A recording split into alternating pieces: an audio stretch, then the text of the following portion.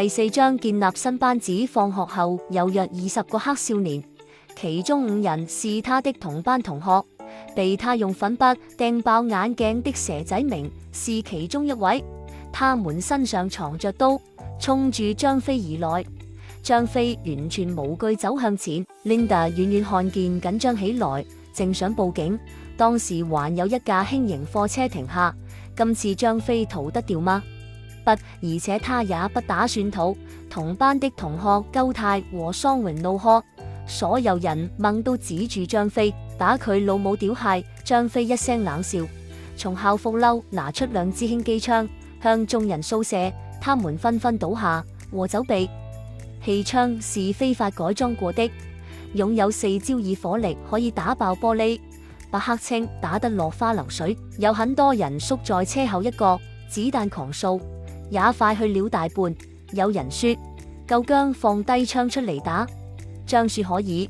有10幾人持刀衝去劈張飛，張飛用腳撩起地上的刀，用手接住，瀟灑得如古代俠士，再向其中一人飛過去，準成飛中那黑少年手中的刀，把他手中刀打掉，嚇得黑青滿腳軟。張飛背後有人上前偷襲，他以一記虎尾腳踢飛，他根本完全不把這群廢青看在眼內。不消2分鐘，眾人全部打得瞓在馬路，場面壯觀。其他不關事的同學也忍不住為他拍掌歡呼，而且他無用過刀，不想流血收場，搞大件事，故意手下留情。如果20人同時圍住他，張飛真的不能不逃，但由於他出雙槍退敵，令很多人中槍躲起來，所以當張飛棄槍後，他們又分散上前，引致張可輕易逐一擊破。他們根本毫無默契，章法計劃，冇膽有大聲，冇功夫的烏合之眾，怪不得張飛完全無懼，只當清理垃圾。還有一部輕型貨車駛來停在張飛前，原來司機係牛佬，裏面有冼拿和細飛，他們在車上，但早不出來幫手，到來目的只是來幫手抬起同學，因為他們對張飛太有信心。將指定把其中5人上貨 van， 有如屍體躺在後貨籠。張飛從書包拿出剛有來電的大哥大手提電話，是 Linda 打來。張飛向老師說：唔使報警，我會搞得掂㗎啦，我帶佢哋返去埋台，冇事嘅。據駛向果欄處，2人從車尾扶同學向區內一間老牌跌打館，該師傅也是老張的手下。張飛付了已折扣的醫療費後，牛佬和細飛等5名徒弟在旁，而剛看完鐵打的5位同學分別係鳩太、桑榮、大馬成、貴公德，還有昨天被張飛以粉筆打爆眼鏡的蛇仔明。張飛：我係果欄紅飛社嘅426紅關，後面5個係我啲細佬，你5個自己響度啊！5人各自報上所屬幫會和拜門大佬是誰。張飛說：由而家開始，我會接管呢間學校，我唔理其他同學係邊班，總之返咗學就由我揸旗，所有大小事、社團糾紛都要問過我先。你哋5個以後跟我，保證大魚大肉大把女，你要出圍嘅，我都可以俾嘢你做。你要學功夫，我可以教你。我揀你5個係覺得你哋算有種，睇得起你哋，而且喺學校算你5個背景最猛料。好啦，做兄弟定做敵人，你哋自己諗啦。其實張飛的統一江湖志願是講真的。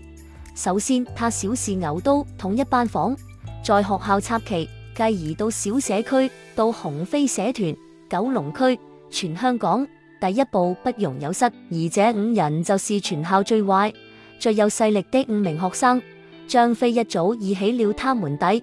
如果連這學校也辦不到，那怎可能征服整個江湖呢？5人邊抽煙邊考慮住自己的黑道前途。剛才有人叫埋自己大佬幫手，20人整治一個張飛，卻被人打得落花流水，只顧自己逃跑，不顧兄弟死活。眼前的敵人卻找人幫我醫治，而且既往不咎。張飛這新同學無論在黑道、名氣、財力、勢力、功夫和情義上，也遠勝自己的所謂大佬。最重要係張飛是合眾人之力也惹不起，佘仔明就第一個投誠。我要問下我大佬先，本身佘仔明自己也是雄飛深水埗的一份子，比較容易。其餘4人也相繼答應。張飛一揚手，牛哥 OK 啦，牛佬就分別致電5人的大佬，商討轉會事宜和交利是等。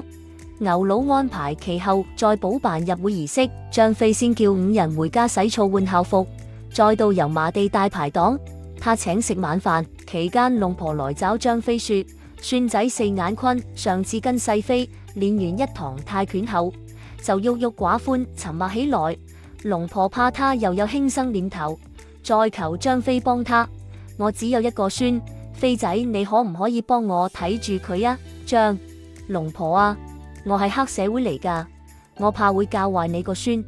龍飛仔，黑社會都有好人壞人，我由細睇到你大，你份人唔通我唔知咩？就當佢跟你見下世面，好過連個孫都冇埋。佢父母早早病死咗，好可憐。